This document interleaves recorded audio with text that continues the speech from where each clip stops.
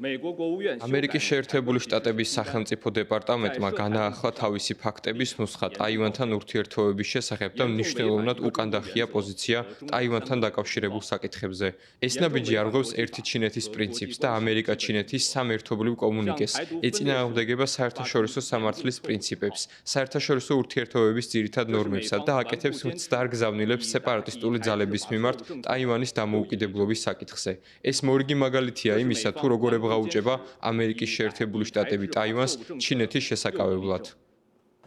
მოუწოდებთ ამერიკის შეერთებულ შტატებს დაუყოვნებლივ გამოასწოროს ეს შეცდომა, დაიცვას ერთი ჩინეთის პრინციპი და ამერიკა-ჩინეთის სამი ერთობლივი კომუნიკე, რომელიც ტაივანის საკითხს განსაკუთრებული წინდახედულობით განიხილავს.